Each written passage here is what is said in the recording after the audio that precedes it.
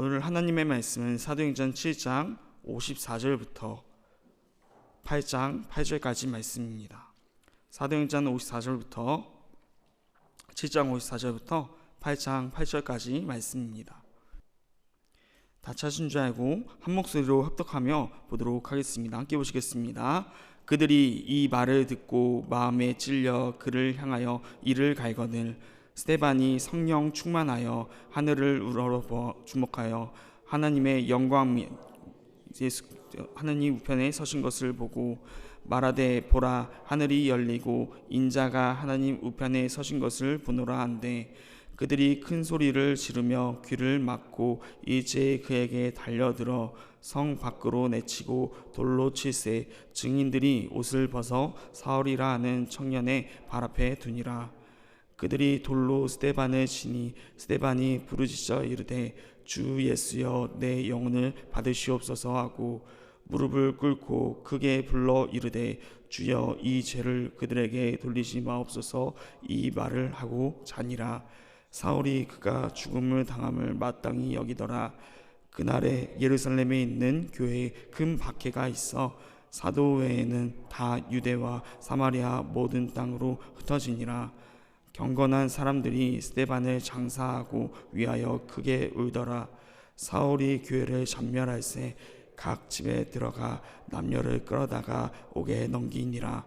그 흩어진 사람들이 두루 다니며 복음의 말씀을 전할새 빌립이 사마리아 성에 내려가 그리스도를 전파하니 무리가 빌립의 말을 듣고 행하는 표적도 보고 한 마음으로 그가 하는 말을 따르더라.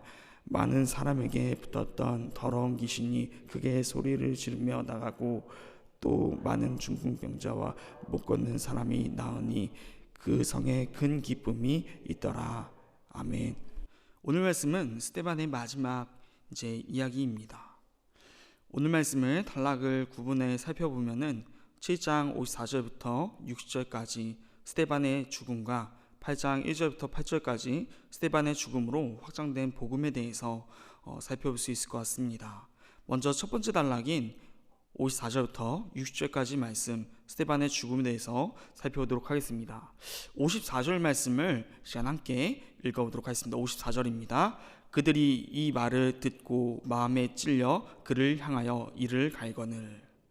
54절 말씀을 보면은 그들이 이 말을 듣고 마음에 찔려라고 말하고 있습니다. 이 말씀은 스데반의 설교를 듣고 그들의 마음이 찔렸다는 것을 우리에게 알게 해주는 구절이죠. 스데반 설교의 마지막과 그리고 또 베드로 설교의 마지막을 살펴보면은 비슷한 부분이 있는데 바로 사도행전 2장 37절에 보면은 그들이 이 말을 듣고 마음에 찔려라고 말하고 있다는 것입니다. 그리고 오늘 말씀에서도 처음 시작도 똑같이 54절에서 그들이 이 말을 듣고 마음에 찔려라고 말합니다. 한국어로 보면은 비슷해 보이지만 주일 설교 말씀을 들었듯이 베드로의 설교 후에 2장 37절에서 찔리다라는 단어는 카타니소라는 단어로 꿰찌르다라는 뜻을 가지고 있습니다. 그리고 오늘 말씀 54절에서 찔리다라는 단어는 디아프리오라는 단어로 조각조각 톱질하다라는 뜻과 화나다라는 뜻을 가지고 있습니다. 왜 똑같은 복음에 대해서 전했고 또 예수님에 대해서 전했는데 베드로의 설교를 들은 자들은 눈물로써 회개하였고 또 스데반의 설교를 들은 자들은 돌로 쳐서 죽이려 했을까요? 무슨 차이일까요? 고민해 보았습니다. 물론 정확한 답은 없습니다. 성경에 명확히 나와 있지 않기 때문입니다. 말씀 묵상하면서 생각해 본 것은 몇 가지 차이점이 있겠지만 한 가지만 놓고 본다면 베드로의 설교 전에는 오순절 성령 강림의 역사로 각 나라 방언으로 복음이 전해지는 역사를 그들이 보았지만 스데반의 설교 전에는 재판장입니다. 스데반을 고발하러 온 자들과 재판하러 온 자들이 있는 곳이라는 것입니다. 그렇게 이들의 마음이 처음부터 스데반을 향하여 닫혀있지 않았나에 대해서 생각해 봅니다. 그렇게 예수님께서도 말씀하시기 전에 항상 이적을 보이시고 먹이시고 치유하시고 말씀하신 것이 그들의 마음이 열려야 말씀이 그들에게 들려지기에 그런 것이 아닌가 생각해 봅니다. 그렇게 오늘 말씀에서 마음이 닫혀있던 그들은 결국 스데반을 향하여 분노를 드러내고 그를 성 밖으로 끌고 나가 돌로 쳐 죽이는 것입니다. 오늘 말씀을 통해 우리들의 마음이 똑같은 말씀을 듣더라도 마음이 열리지 않으면 그 말씀을 받아들일 수 없음을 깨닫고 말씀 가운데 열린 마음으로 나아갈 수 있는 오늘 하루가 되길 간절히 소망합니다.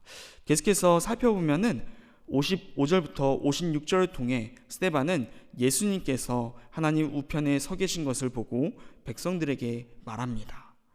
이 말씀은 그들이 죽인 예수님께서 하나님 곁에 계심을 말함을 통해 다시 한번 그들에게 예수님은 하나님이 보내신 분이 맞으며 또 그 예수님을 그들이 죽임으로 하나님을 거절하였음을 다시 한번 상기시켜주고 있는 것입니다.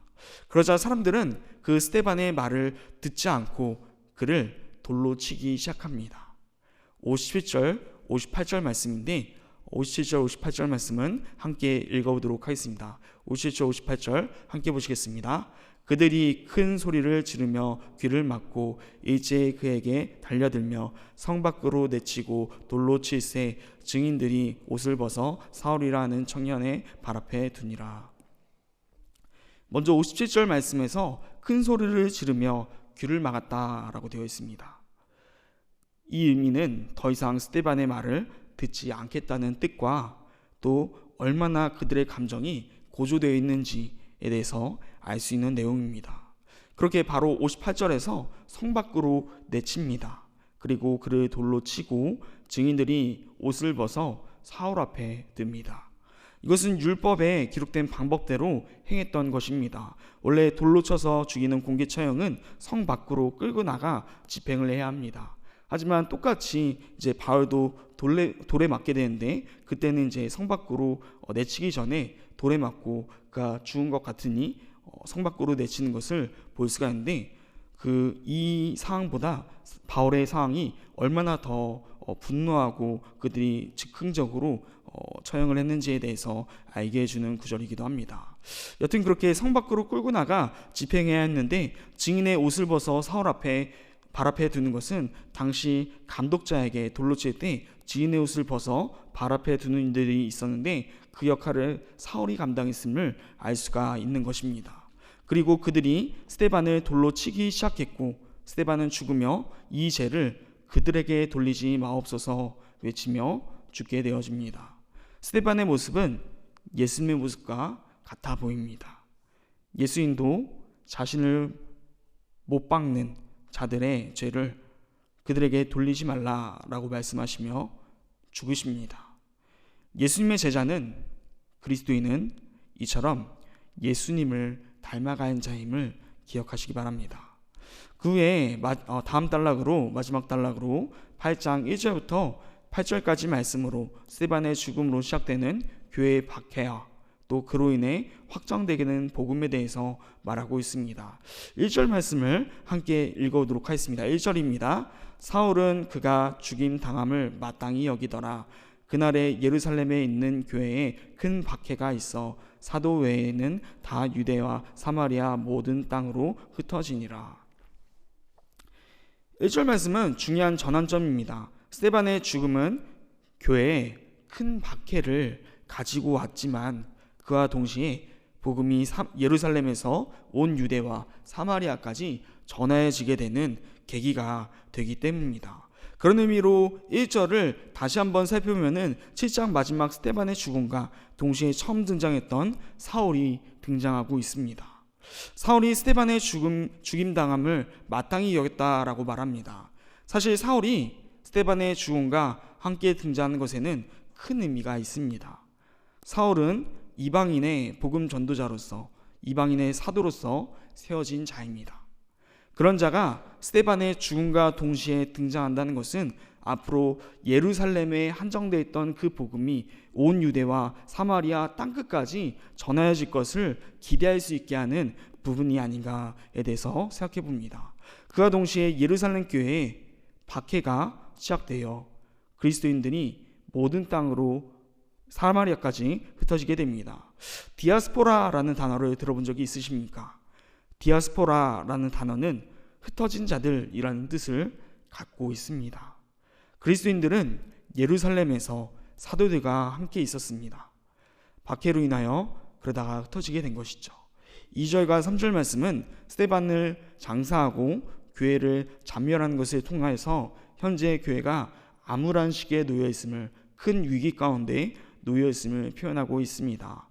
그러나 4절 말씀부터 조금씩 달라지는 모습을 볼 수가 있는데요. 4절 말씀도 함께 읽어보도록 하겠습니다. 4절입니다. 그 흩어진 사람들이 두루 다니며 복음의 말씀을 전할세. 아멘. 그 흩어진 사람들, 박해를 견디지 못하고 어쩔 수 없이, 원해서가 아니라 어쩔 수 없이 흩어진 그 사람들이 가는 곳마다 복음이 전해지기 시작했다는 것입니다. 그리고 5절과 8절까지 말씀을 통하여서 빌립을 통해 사마리아에 복음 전하여짐을 볼 수가 있습니다. 박해, 고난, 고통, 죽음, 들었을 때 어떠합니까? 결코 좋은 단어는 아닙니다. 그러나 하나님은 스데반의 죽음과 함께 시작되는 교회를 향한 박해를 통해, 그 위기를 통해 오히려 복음이 전파되게 하신다는 것입니다. 이것이 그리스도인의 삶입니다. 아까 돌에 맞아 죽은 스데반의 모습과 십자가에서 예수님의 모습 닮았음을 말하였습니다. 그리스도인들은 예수님을 닮아가는 자들이기 때문입니다. 그리고 스데반이 예수님을 닮아가 그들의 죄를 그들에게 돌리지 않을 때 스데반의 순교로 하나님의 역사하심은 시작되었다는 것입니다. 스데반이 죽고 박해는 시작되었지만 박해를 통해 눈물을 흘리며 흩어진 그리스도인들이 그곳에서 예수님을 닮아가는 삶을 살아갈 때 변화가 일어나게 된다는 것입니다. 누가는 일부러 사울을 스데반의 죽음에서부터 등장시키며 예루살렘에 있던 박해를 그냥 박해가 시작되었음이 아니라 사울로부터, 사울의 발 앞에 그 증인들이 옷을 벗음으로부터 시작되었음을 말합니다. 그것을 통해 하나님께서 사울을 처음부터 사용하셨음을 우리에게 알려주신 것입니다. 사울은 박해자로서 역할을 하였을 뿐이지만 그 사울의 박해를 통해 그리스도인들은 세계로 나아가게 됩니다. 그리고 그곳에서 복음이 전하여지게 된다는 것입니다. 이방인에게 복음이 전하여진 것은 사울로부터 시작하여 바울로부터 끝이 나게 되옵니다. 스데반의 죽음, 우리들의 눈으로 봤을 땐 정말 안타까운 죽음이고 낭비인 것 같습니다. 어떻게 보면 절망적이기도 합니다. 그 죽음은 죽음으로써 끝나는 것이 아니라 사울이라는 열매를, 그리고 디아스포라라는 흩어진 자들을 통해 세계로 뻗어나가는 복음의 열매를 맺게 하고 또 우리가 보게 합니다. 오늘 말씀을 묵상하며 하나님은 사울을 바울이 되었을 때부터 사용한 것이 아니라 그의 박해가 시작됐을 때부터 이방인에게 복음이 전해지기 위해 사용하셨음을 묵상하게 되었습니다. 그를 통하여 흩어지고 또 흩어진 자들이 복음을 전하였기 때문입니다.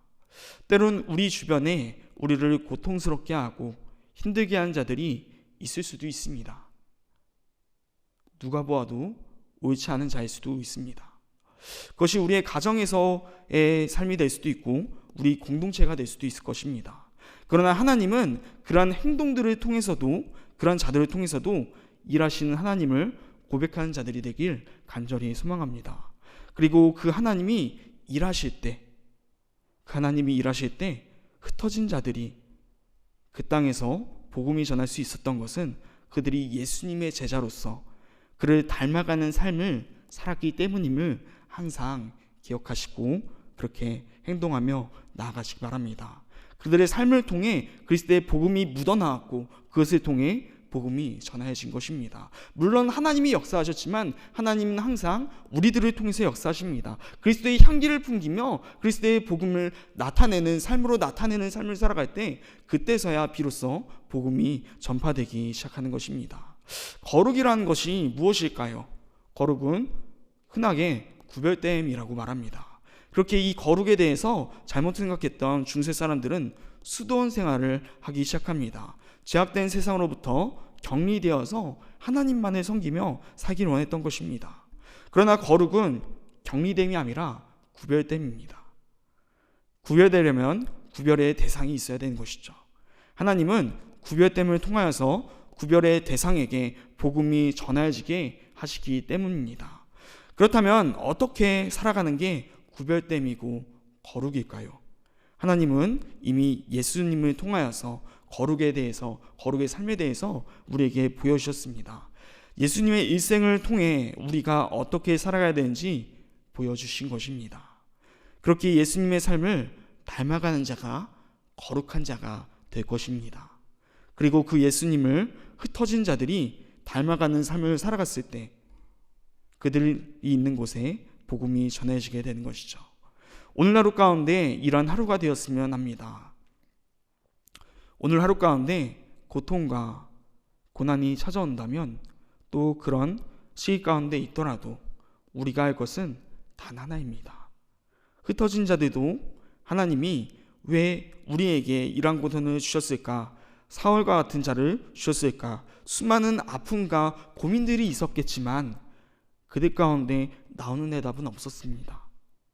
그저 예수님의 제자로서 그를 닮아가는 삶을 살아갔을 뿐입니다. 그럴 때 그들이 원치 않더라도 복음이 전해지는 것입니다. 오늘 하루 가운데 우리에게 힘들고 어려운 고난과 고통 같은 일들이 벌어지지라도 우리가 할 일은 그저 예수님을 닮아가는 삶을 나타내는 것임 말고 디아스포라, 흩어진 자들이 어떻게 행했는지 기억하시며 우리의 삶 가운데 가정으로도 나아가고 직장으로도 나아가고 또 각자의 공동체로 나아가게 될 텐데 그곳에서 예수님의 그 삶을 살아내는 제자와 같은 자들이 되시길 간절히 소망합니다. 그람을 통하여서 우리를 통하여서 우리의 모습을 통하여서 예수 그리스도의 복음이 드러나고 예수 그리스도의 십자가가 드러나고 예수 그리스도의 삶이 드러남을 통해 아, 예수님이 이런 분이시구나 라는 것들이 전해지며 복음이 전파되는 그런 하루로서 우리 한 명 한 명이 쓰임받을 수 있는 하루가 되시길 간절히 소망합니다. 축복합니다.